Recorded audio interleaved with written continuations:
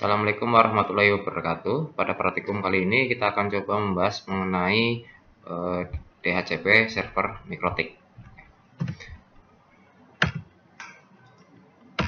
Nah, apa saja yang akan kita bahas pada pertemuan kali ini? Yang pertama adalah pengertian dari DHCP server itu apa.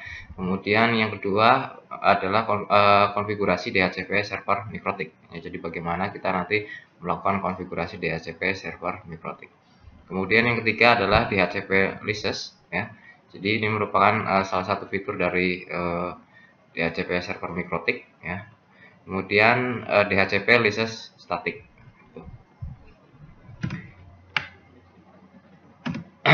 Ya, jadi yang dimaksud dengan DHCP server yaitu Dynamic Host Configuration Protocol atau DHCP merupakan service yang memungkinkan perangkat router dapat mendistribusikan IP address secara otomatis pada host yang ada di dalam jaringan. Jadi secara garis besar ini adalah dengan adanya DHCP server ini nantinya seorang klien itu tidak lagi melakukan konfigurasi IP address, subnet mask, kemudian gateway dan DNS itu secara manual, melainkan sudah otomatis.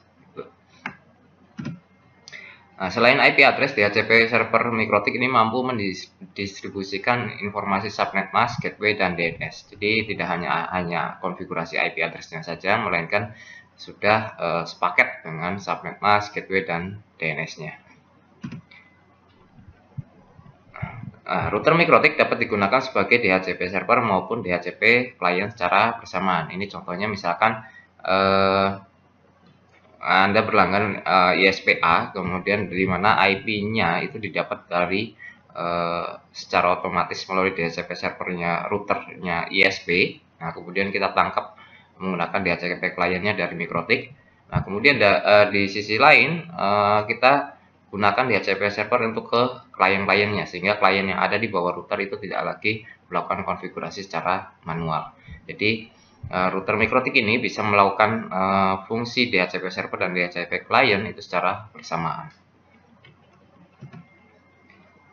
DHCP server akan lebih efektif ketika diterapkan pada jaringan dengan jumlah pengguna yang sifatnya dinamis. Nah, ini contohnya misalkan untuk keperluan kampus, kemudian di mana penggunanya itu selalu berubah-ubah, ya. Jadi tidak statis, ya, selalu berubah-ubah, kadang banyak, kadang sedikit dan sebagainya.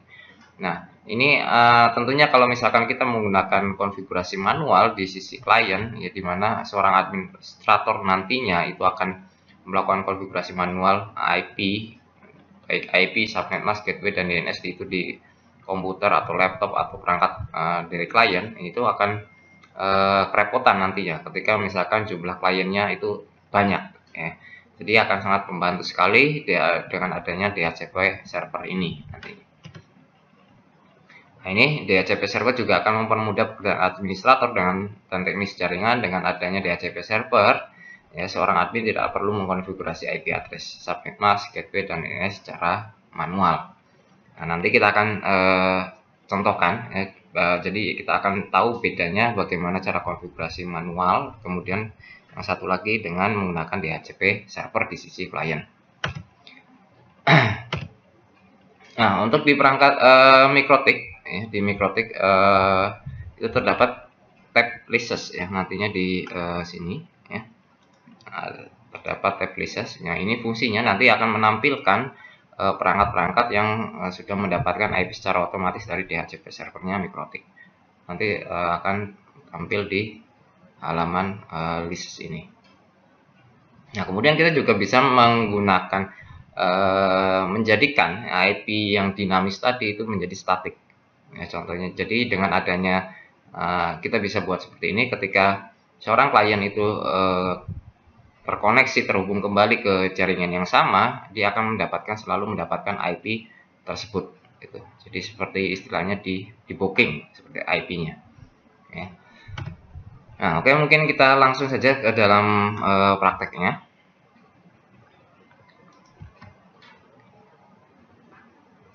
Nah, kita connect ke Pinbox dulu, routernya. Nah, di sini konfigurasinya bahwa untuk jaringan yang menuju ke lokal itu saya menggunakan IP 200.200.200.1 untuk routernya /24 ya. Jadi nantinya kita sekarang akan melakukan konfigurasi secara manual. Jadi ketika Anda memasukkan IP address ya untuk di sebuah ether yang menuju ke jaringan lokal, maka langkah yang pertama adalah kita harus setting IP selanjutnya agar klien itu tersebut dapat terhubung ke jaringan tersebut ya. Jadi ini dicontohkan, saya akan melakukan konfigurasi secara manual. Jadi konfigurasinya, topologinya adalah seperti ini. Jadi IP untuk lokal adalah 200.200.200.1 ya, prefix 24. Kemudian di jaringan lokal saya, nah sini kita kemudian akan atur konfigurasi IP-nya secara manual. Nah seperti ini ya, menggunakan use the following IP address. Nah, kita masukkan IP yang satu network dengan IP dari router ya, 200.200.200. Nah, ini bisa dua, bisa pokoknya karena kita menggunakan /24, berarti IP yang mungkin adalah antara range dari 200.2 sampai 200.254 ya. Jadi kita bisa bebas menggunakan IP selama masih dalam range tersebut. Kemudian subnet mask sudah terisi, kemudian gateway-nya itu mengarah ke IP dari router, dimana IP dari router adalah 200.200.200.1. Kemudian untuk DNS kita masukkan DNS dari ISP. Kita masukkan IP DNS dari ISP 203.142.82.222, kemudian 203.142.84.222. Kemudian kita oke. Nah, kita tunggu. Sudah terkoneksi. Refresh terus. Ini kita coba cek koneksinya.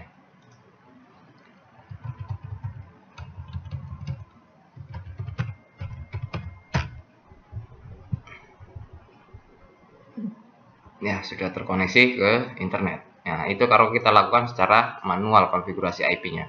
Nah, bayangkan kalau misalkan kliennya banyak, nah kita sebagai administrator tentunya akan kewalahan menghadapi tersebut ya. Jadi solusinya adalah kita menggunakan DHCP server ya, DHCP server untuk memudahkan tugas kita sebagai administrator atau teknisi jaringan dalam melakukan konfigurasi IP ke klien-klien. Ya, untuk melakukan konfigurasi IP-nya, kita masuk ke menu IP, kemudian DHCP server. Ya, di sini ada menu DHCP. Nah, kita masuk ke tab DHCP, kemudian klik DHCP setup. Ya.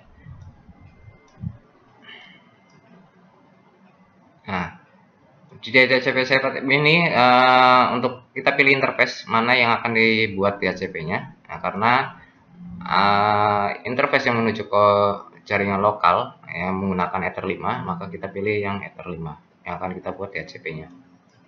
Kemudian kita klik next. Nah, akan secara otomatis nanti untuk address space-nya, network-nya itu akan otomatis terisi ya, kalau kita sudah definisikan IP address sebelumnya.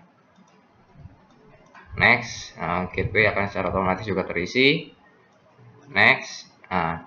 Address to give out ini maksudnya adalah space atau range yang akan IP yang akan didistribusikan ke klien ya. Jadi antara range dari 200.2 sampai 200.254 karena kita menggunakan /24. Nah, sebenarnya kita bisa melakukan perubahan di sini.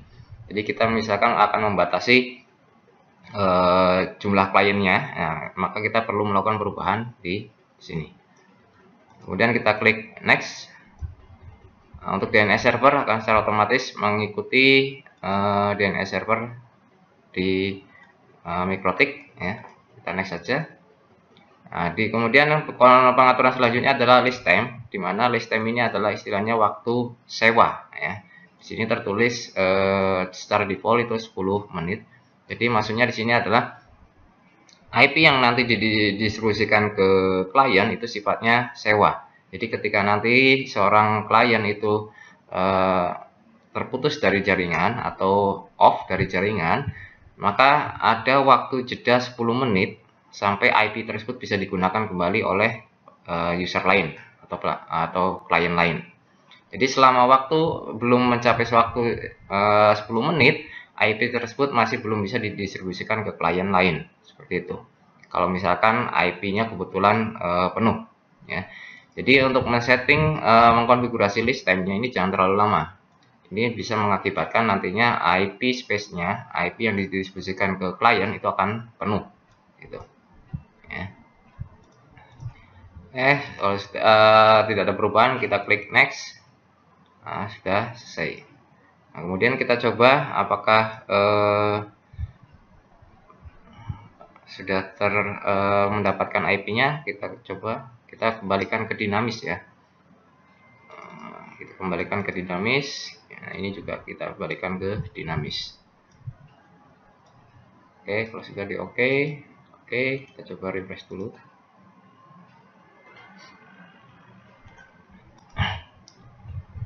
Nah, kita cek sepertinya sudah mendapat IP. Nah, IP yang didapat di klien ini adalah 200.200.254 ya. Di sini terlihat bahwa gateway, kemudian subnet masknya, DNS dan lain-lainnya itu sudah terisi secara otomatis tanpa kita konfigurasi secara manual ya. Jadi kita coba tes.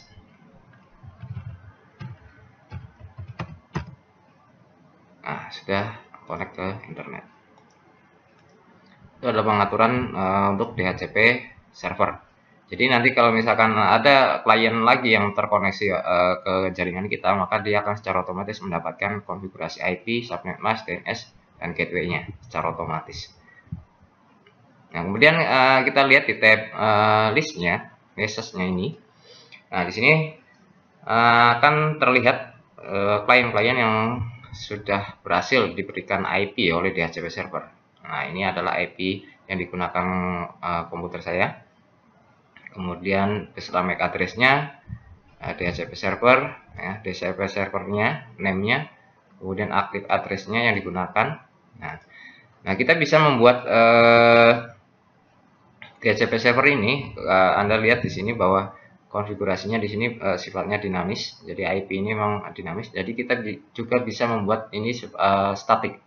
Artinya ketika misalkan nanti laptop saya terkoneksi kembali ke jaringan ini, nanti akan tetap mendapatkan IP yang sama dengan yang ini. Gitu. Jadi untuk membuat statik, kita tinggal klik kanan di sini, kemudian kita klik make static. Ya, misalnya, maka nanti akan tanda D-nya, dinamiknya itu akan hilang. Gitu. Ya. Atau kita bisa membuat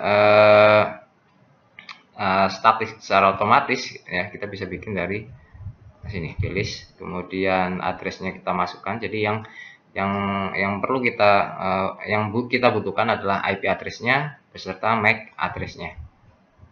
Kemudian kita pilih servernya ya. Kita pilih servernya. Sudah di apply oke. Seperti itu. Jadi kita pilih IP addressnya berapa, kemudian MAC address dari perangkat atau perangkat klien tersebut berapa, ya. Sudah di apply oke. Nah, kita juga dari list ini, dari DHCP server ini, kita juga bisa melimit ya, melimit kecepatan dari masing-masing atau bandwidth dari klien. Ya, contohnya misalkan ini saya